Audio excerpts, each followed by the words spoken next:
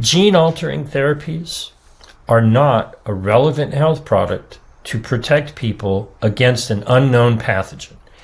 So as you heard, it is solely up to the health director to give and force medications onto the public, right? And as you heard, they not forcing no vitamins or nothing like that. They sticking strictly to the gene editing technology. So if Trump or the head of state don't opt out by July 19th, it automatically rolls over and it will become effective starting September 19th. Now, you always hear me in my videos exposing these people, and you always hear me saying they doing this and they doing that. But I want to really put some faces to these groups.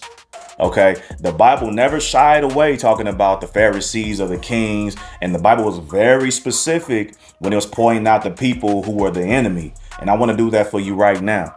Now, our government has been run by Freemasons, Zionists, and Jesuits, and they have been for centuries.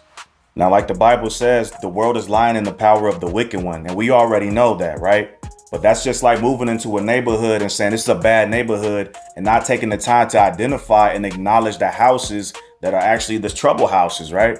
We need to identify these people because we need to know how close in proximity some of these people are that are making decisions over our life. These Freemasons are literally Luciferians, and they find out at the 30th degree. Now, these Freemasons and Jesuits have an oath that they take when they join these organizations.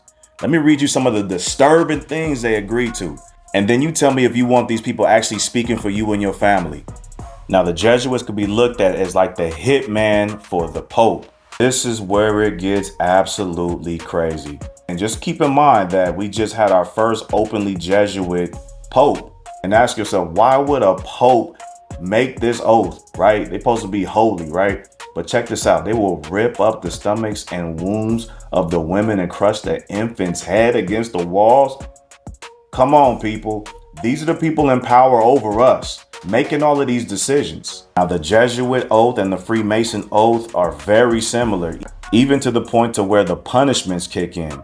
Now, I want you to think, why would the presidents of the United States, especially in the beginning when they were openly Freemasons, take this kind of oath?